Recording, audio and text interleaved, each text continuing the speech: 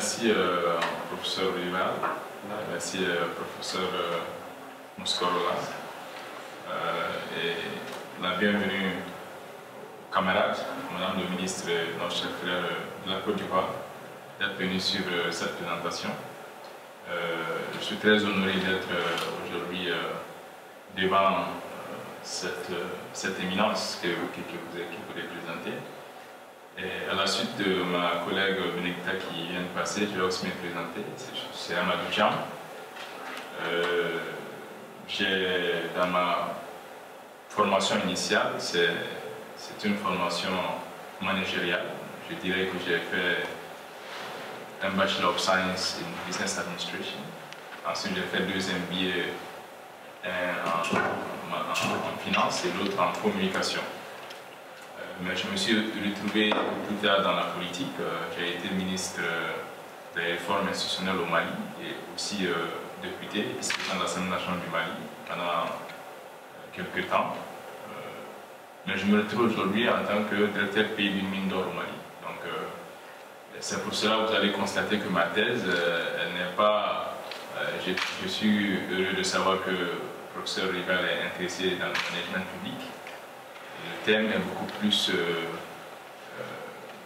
un thème socio-économique ou socio-politique que managérial intra-entreprise.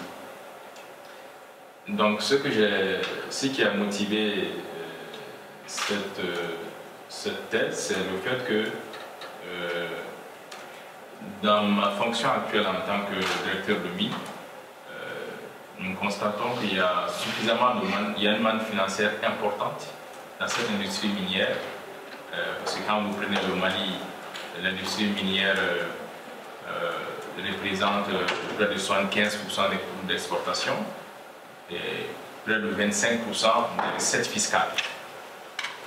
Mais nous constatons que, en termes de contribution de ce secteur à l'ensemble de l'économie, il y a un manque à gagner énorme. Donc, l'objectif, c'est quoi? Comment mettre en place une chaîne de valeur des biens et des services pour faire en sorte que l'industrie minière soit intégrée au reste de l'économie. Et donc, d'où le titre de la provisoire de la thèse, la gouvernance minière, le preuve du développement d'une chaîne de valeur localisée des biens et des services.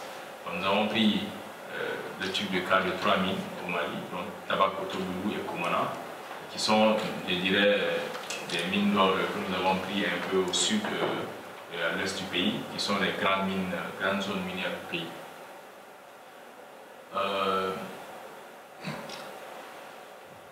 L'objectif principal de cette recherche, vous allez voir, c'est de donner un aperçu, l'enjeu de thèse, de donner un aperçu des enjeux de développement de la chaîne de valeur localisée en matière de fourniture de biens et services pour l'industrie minière aurifère.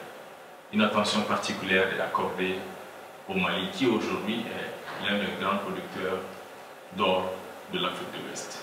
Donc, bien entendu, nous allons, dans le contexte, présenter les traits saillants du contexte économique régional de l'industrie minière. Ensuite, nous allons étudier le cadre de la gouvernance minière à l'épreuve du développement d'une chaîne de valeur localisée au regard des enjeux du développement durable devenus majeurs aujourd'hui.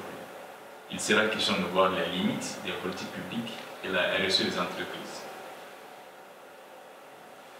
Ensuite, la problématique, ce serait de comprendre comment la gouvernance minière, considérée ici au travers du prisme de la promotion du contenu local, par le développement de chaînes de valeur localisées, est un produit de composition qui résulte des politiques générales de l'État, de la RSE des sociétés minières et des initiatives locales.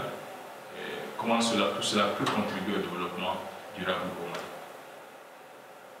Il s'agit donc d'enjeux d'équité intra- et intergénération et de protection de l'environnement. La spécification de la question de recherche, ce projet répond à la question suivante: en quoi les politiques publiques actuelles, les mesures de RSE, les initiatives locales sont des éléments constitutifs d'une gouvernance minière pouvant contribuer au développement durable à travers la création d'une chaîne de valeur localisée dans l'industrie aurifère au Mali. Alors, la proposition de recherche. Nous avons choisi 3 propositions de recherche. Comme vous le savez, à travers la lecture, à travers les différents séminaires, nous nous sommes dit qu'il y a quand même quelques bases desquelles il faut partir. Et c'est ces bases-là qui vont constituer nos propositions de recherche, qui vont plus tard être prouvées ou en tout cas étayées avec la collecte des données et puis l'analyse de ces données-là, qui sont des données documentaires ou issues des interviews que nous allons mener, que vous verrez plus tard dans la méthodologie. Donc la première proposition de recherche: la politique publique actuelle favorise-t-elle le développement d'une chaîne de valeur localisée dans l'industrie minière? Ça, c'est la première proposition. La deuxième: le développement d'une chaîne de valeur localisée est-il lié au renforcement des capacités des petites et moyennes entreprises et des acteurs locaux situés autour de la grande mine? Et la troisième, enfin, le mode actuel de gouvernance favorise-t-il la promotion d'une chaîne de valeur localisée? Bon, pour l'identification des grands courants de recherche, ce que nous avons fait, je dirais que nous avons, dans notre approche, essayé, pas de mettre la charrue avant les bœufs, mais nous avons essayé, à travers quelques interviews que nous avons menées sur le terrain, et recueillir un peu sur la question quels sont les différents points saillants qui peuvent constituer notre revue de la littérature. Et donc, fort heureusement, avec le professeur Annie Cornet, nous avons suivi ensemble, nous souhaitons la bienvenue au directeur Sabou Kivan Nungel, qui est un camarade de Bamako, qui nous a rejoint. Donc, nous avons à Bamako, lors du séminaire du professeur Cornet, nous avons vu la méthodologie.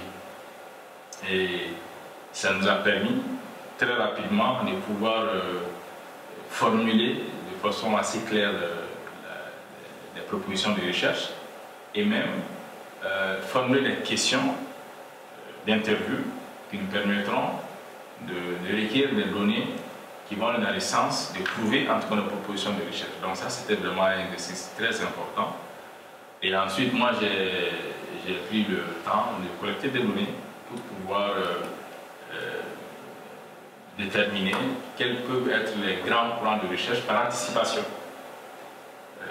Et quand le professeur Moscaroula aussi s'est rendu à Bamako, nous avons eu la chance de mettre ces données-là qu'on avait au préalable collectées dans le logiciel Sphinx et qui nous a donné, qui nous a confirmé les grands champs de littérature à travers, comme vous le voyez, ces nuages-là qui ont été dégagés par le logiciel.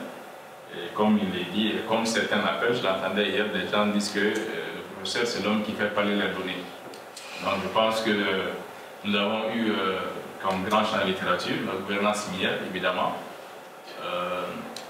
La gouvernance minière qui est le premier enjeu conceptuel de la thèse, ce qui conduit à se référer à la théorie des parties prenantes, la responsabilité sociale des entreprises, RSE, la gouvernance minière en tant qu'enjeu conceptuel de la thèse. Ensuite, on a comme second enjeu conceptuel de la thèse les chaînes de valeur localisées et les partenariats publics-privés. Dans le grand texte du CRBA, j'ai donné quelques détails sur ces 3 concepts-là. Si le temps le permet, je pourrais revenir là-dessus pour vous donner la quintessence un peu de ces 3 grands champs de littérature. Dans la mesure, pour la méthodologie, dans la mesure où il s'agit d'étudier et de comparer la situation des 3 mines au Mali, la méthodologie adéquate est l'étude de cas. C'est donc une approche qualitative. La triangulation des données liées à l'étude de cas réunit 3 sources empiriques, à savoir des documents, des entretiens menés en cohérence avec les propositions de recherche, comme je l'avais dit, et un journal de bord. Donc ce sont ces éléments qui donneront la base empiriques servant à l'interprétation des données recueillies. La technique adoptée pour les entretiens sera celle des entretiens semi-ouverts, car les questions génériques posées sont en lien avec la proposition de recherche, et ouverts car il s'agit de faire parler les interlocuteurs. Les résultats attendus du recueil de données, nous attendons à avoir l'état des lieux qui est une base nécessaire à la définition d'une politique de contenu local et de création de valeur, de chaînes de valeur localisées, et donc le rôle de l'État dans tout cela, qui est la première proposition de recherche, comme vous l'avez vu un peu plus haut. Ensuite, nous attendons à pouvoir trouver les avantages et limites de la réglementation comme outil de promotion du contenu local. Vous avez aussi l'existence ou l'inexistence d'institutions financières adéquates pour soutenir les sous-traitants nationaux. Cela, certainement, à travers les interviews des sous-traitants eux-mêmes et même de l'État, nous comprendrons si effectivement il y a des institutions financières adéquates pour les soutenir dans ce qu'ils font. Ensuite, il y a les rôles de sociétés minières et des PTF dans le renforcement des capacités techniques, humaines, financières et opérationnelles. Sous-traitants, encore là, on le saura à travers les interviews et déjà les personnes concernées, des acteurs et des parties prenantes. Aussi, nous avons l'impact de l'activité minière sur l'économie nationale et l'environnement. Je pense qu'il y a suffisamment de documents que les mines elles-mêmes produisent en termes de contribution à l'économie nationale, les taxes, les impôts, et aussi l'État lui-même pourra nous dire ce qui cela comporte. Et aussi d'autres institutions internationales comme l'ITIE qui a suffisamment à donner là-dessus. Donc, quant aux impacts aussi de l'activité minière sur les populations locales et l'environnement, bien entendu, les interviews nous permettront de faire l'état de lieu de ces impacts-là et des mesures prises.